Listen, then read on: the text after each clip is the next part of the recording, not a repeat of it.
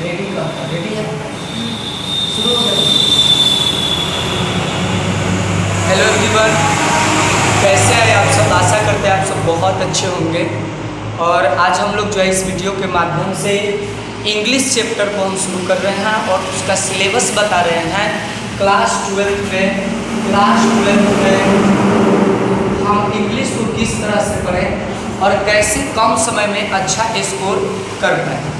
एक और बात मैं आपसे कहना चाहूँगा, थोड़ी वीडियो में आवाज़ आएगा, है ना, तो इसके लिए मैं क्षमा चाहता हूँ। आप सिलेबस समझिए। इंग्लिश की अगर हम बात करें तो इसका एग्ज़ाम जो होता है 2 खंड में बना होता है। एक हमारा जो है ऑब्जेक्टिव पेपर होता है, ऑब्जेक्टिव पेपर, और एक हमारा सब्जेक्टिव होता है, सब्जेक्टिव पेपर होता है। अब मैं बातें करूंगा अभी सब्जेक्टिव की, क्योंकि सब्जेक्टिव में क्या होता है कि बच्चे अच्छा स्कोर नहीं कर पाते और वो डिपेंडेंट होते हैं नकल पे, है ना। क्लासरूम में एग्जाम हॉल में प्रवेश के बाद उनके माइंड में कहीं ना कहीं ये बात चलता है कि अरे मैं गेस्ट पेपर लेकर आया हूँ, इसमें ढूंढूंगा मिलेगा या नहीं मिलेगा। वैसे बच्चे अब ये अपना टेंशन जो है ना वो कम करेंगे और समझेंगे कि सब्जेक्टिव में क्या क्या पूछा जाता है। तो बच्चे नंबर वन सबसे पहले आप राइटर नेम याद कर लो। राइटर नेम आप याद कर लो बेटा, और एक पेज पे प्रोज और पोएट्री दोनों का राइटर नेम लिख लो। 24 है और अभी तुम्हारे एग्जाम में जो है बहुत दिन बाकी है, एक एक याद करोगे तो 24 याद हो जाए। तो राइटर नेम पहले याद कर लो। और सेकेंड समरी, जो आपका समरी है वो समरी भी तैयार कर लो, प्रोज का भी और पोएट्री का भी, दोनों में से कोई एक रहे। और इसके बाद में ऐसे आपको ऐसे लिखने आना चाहिए, इसके साथ आपको लेटर लिखने आना चाहिए, इसके साथ आपको ट्रांसलेशन आना चाहिए, और इसके साथ आपको जो है एक पैराग्राफ देता है बेटा, एक पैराग्राफ देता है। और इस पैराग्राफ में क्या करते हैं हम लोग, पूरा लिखा रहता है, एक पैसेज लिखा रहता है, उस पैसेज को हम पढ़ते हैं और नीचे कुछ क्वेश्चन रहते हैं, उस क्वेश्चन को उसमें से ढूंढ कर करते हैं।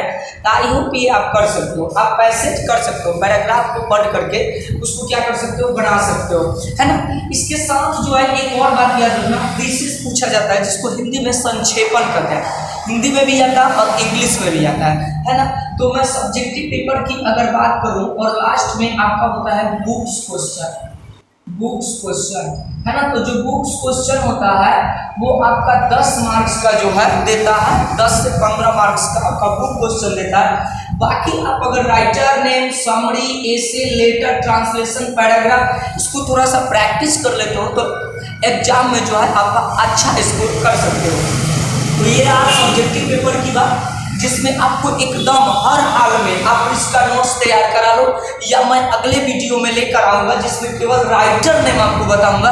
तो राइटर नेम आप याद कर लेना, उसका नोट्स बना लेना, और राइटर नेम में उनका वर्ण, डेट, है ना, ये सब चीज़ याद करना है। और भी कुछ बातें होगी जिसे मैं बताऊँगा, उसे भी नोट करना है जो आपके ऑब्जेक्टिव में काम करेंगे।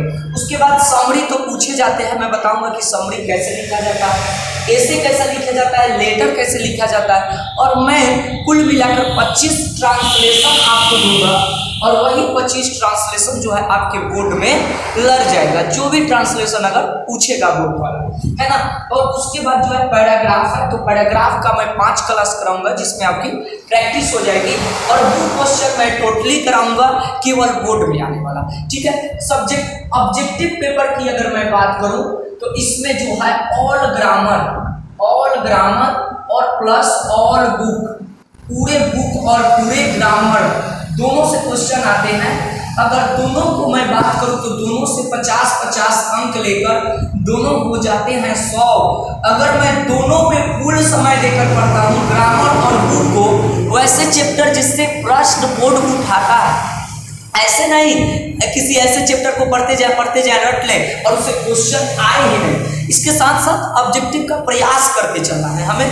तो इन दोनों से मिलाकर ग्रामर से भी 50, बुक से भी 50, दोनों 100 आते हैं, जिसमें से हमें 50 बनाना रहता है, 50 बनाना रहता है और 100 पूछे जाते हैं। तो अगर दोनों हमारा स्ट्रांग हो जाता है, दोनों को अच्छे से पढ़ते हैं बेटा, तो मान लो 50 में से 25 अंक भी तो कर सकते हैं। अब एक बार दिमाग से सोचो, और इसमें से 50 में से 25 कर सकते हैं, फिर भी हमारे जो है 50 आउट ऑफ 50 आसानी से आ जाएंगे। और सब्जेक्टिव वाला मैं ये आपको कराऊंगा, आप राइटिंग अच्छा करना और देखना आपके जो है अच्छा स्कोर आएंगे।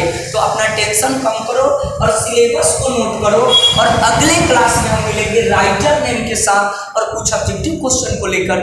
तो क्लास 12 की ये थी बेहतरीन सिलेबस, जिसको मैं बहुत अच्छे से समझा दिया। आप ऐसे पढ़ो, और आप हमारे चैनल पे नए हो इसे सब्सक्राइब करो और थोड़ा सपोर्ट करो।